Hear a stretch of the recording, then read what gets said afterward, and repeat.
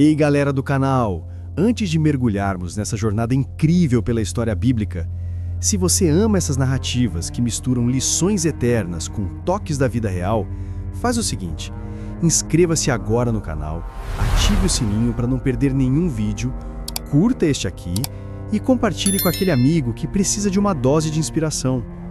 Vamos nessa juntos, sua interação faz toda a diferença.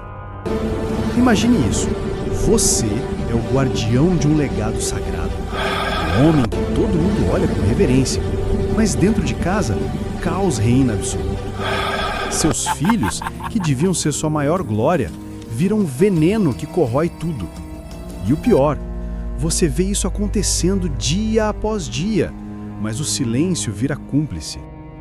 Essa não é só uma história antiga, é um espelho que reflete dilemas que vivemos hoje, como pais que fecham os olhos para os erros dos filhos por medo de perder o afeto, ou líderes que priorizam a imagem familiar acima da verdade.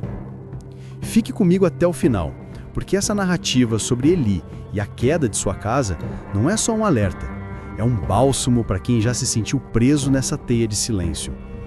Você vai sair daqui com um coração mais leve e uma pergunta que vai te fazer pensar por dias. Preparado? Vamos ao versículo que abre as cortinas dessa tragédia familiar. Por que desprezas a minha oferta e o meu sacrifício que ordenei para a minha morada, e honras a teus filhos mais do que a mim, engordando-vos do melhor de todas as ofertas do meu povo Israel? 1 Samuel 2:29. Essas palavras ditas por um homem de Deus a Eli, o sumo sacerdote, ecoam como um trovão em uma casa que parecia inabalável. Eli, com seus olhos já turvos pela idade, era o pilar do santuário em Siló, onde o povo de Israel buscava orientação e perdão. Mas por trás das vestes sacerdotais uma sombra crescia. Seus filhos, Hofni e Finéias, transformavam o lugar santo num balcão de negócios sujos. Pense em Eli como aquele pai de família contemporâneo, o tipo que construiu uma empresa do zero, sacrificando noites em claro para deixar um império aos herdeiros. Ele vê os filhos desviando fundos, tratando funcionários como descartáveis, mas em vez de confrontá-los, ele murmura uma bronca leve e segue em frente. Eles vão aprender sozinhos, ele pensa, ignorando o quanto o silêncio alimenta o fogo. Na casa de Eli era pior. Hofni e Finéias, também sacerdotes, usavam suas posições para extorquir as melhores porções das ofertas do povo, carnes suculentas que deviam ser queimadas no altar, não devoradas em banquetes egoístas. O santuário em Siló fervilhava de peregrinos, homens e mulheres comuns que chegavam exaustos carregando cestos de grãos e animais para expiar pecados ou agradecer bênçãos. Imagine uma viúva, como tantas mães solteiras hoje que mal fecham as contas no fim do mês, oferecendo seu último cordeiro como lágrimas nos olhos. Em vez de uma bênção compassiva, os filhos de Eli a tratavam como uma marca a ser explorada. Dê-nos a carne crua agora, ou sua oferta não vale nada, exigiam, ignorando as regras antigas que mandavam cozinhar tudo no lugar santo. Era roubo descarado, misturado com uma lascívia que profanava o próprio altar. Eles se deitavam com mulheres que serviam ali, transformando o sagrado em prostíbulo. Ele ouvia os murmúrios do povo. Onde está a justiça? Sussurravam as filas de fiéis, como hoje reclamamos nas redes sociais sobre escândalos de líderes religiosos que enriquecem às custas dos devotos. Ele confrontou os filhos uma vez, com voz fraca: por que ouço essas coisas? Honrem a Deus ou ele os honrará. Mas não houve punição, nem remoção de suas tarefas. Hofni e Finéias riram por dentro, vendo no pai não um juiz, mas um aliado relutante.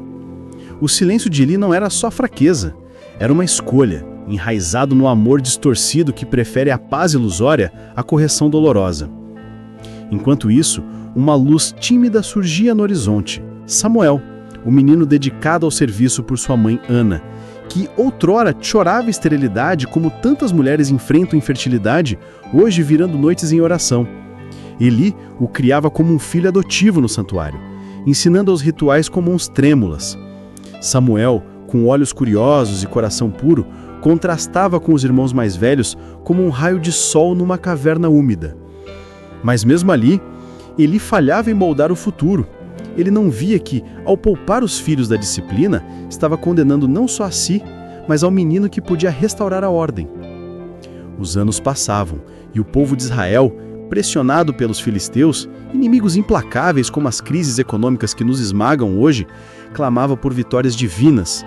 Hofni e Finéias, confiantes em sua posição, levaram a arca da aliança para o campo de batalha, não como um símbolo de fé humilde, mas como um talismã de poder. Com isso, ninguém nos derrota, gabavam-se, ecoando líderes modernos que usam símbolos sagrados para justificar ambições pessoais, como políticos que brandem bandeiras religiosas em comícios vazios de substância. A batalha em Ebenezer foi um desastre. Os filisteus, chocados com a arca entre os hebreus, capturaram-na como um troféu, matando milhares, incluindo os filhos de Eli. Um mensageiro, ofegante e coberto de poeira, correu de volta a Siló com a notícia. Eli, sentado à porta da cidade, com 98 anos de peso nos ombros, esperava ansioso. Ao ouvir as palavras, Israel fugiu, a arca foi tomada, teus filhos estão mortos, ele caiu da cadeira, quebrou o pescoço e morreu na hora. Não foi só o choque, foi o colapso de uma vida construída sobre concessões. Pense na dor dessa cena. Um homem que dedicou décadas ao serviço agora jaz inerte, sua casa em ruínas. A esposa de Finéias, grávida, ao saber da notícia, entrou em trabalho de parto prematuro e agonizante deu à luz a um filho chamado Icabode, que significa a glória se foi.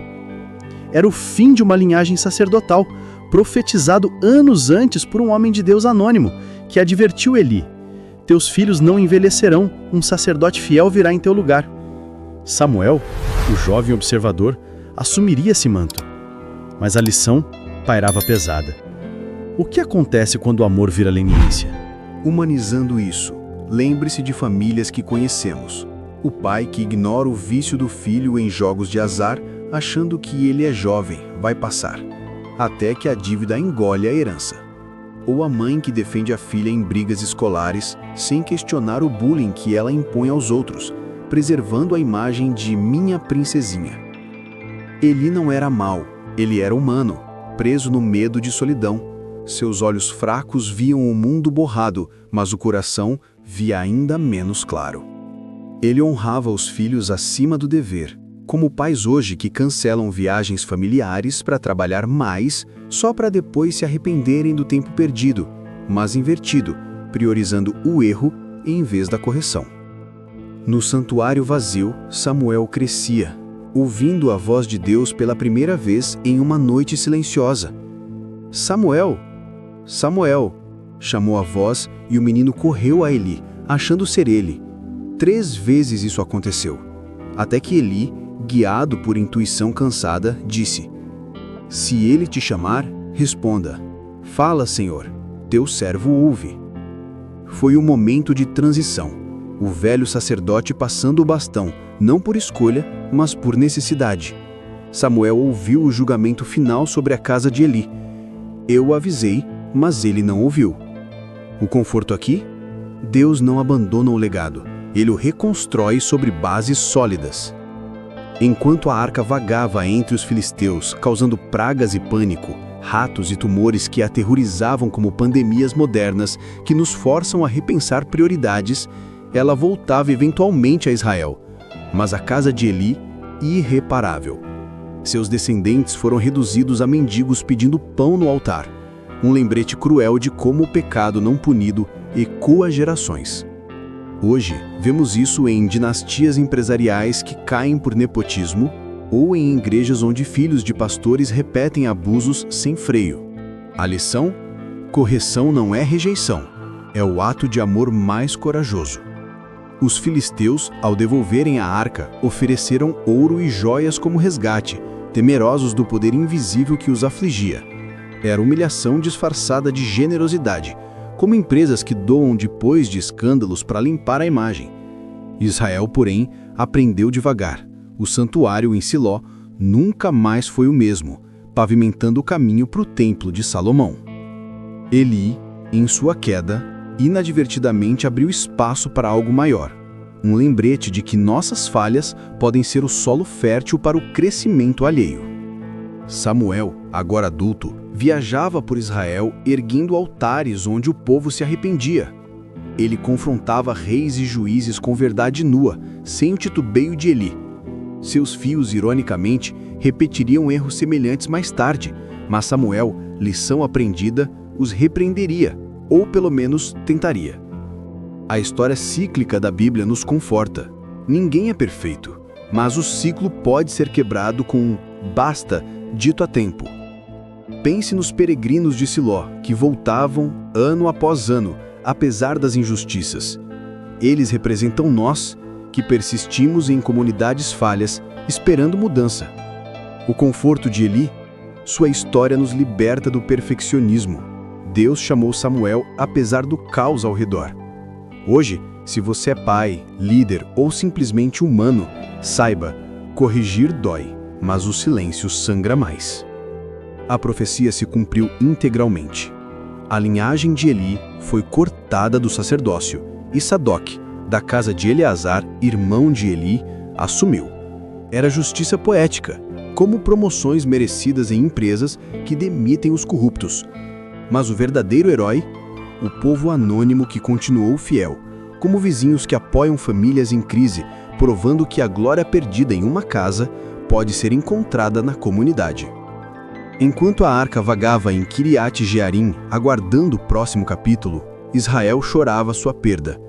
Mas nas lágrimas brotava a esperança. Samuel ungiu Saul, depois Davi, tecendo a tapeçaria real. Eli, o sacerdote caído, tornou-se ponte involuntária para reis eternos. Isso nos prende. Toda história tem camadas. E a sua, por mais quebrada, pode conectar ao eterno. Agora, reflita comigo. E se Eli tivesse corrigido os filhos com firmeza, mesmo arriscando o afastamento, sua casa teria caído ou teria florescido em humildade? Essa pergunta não é para julgar Eli, é para nós.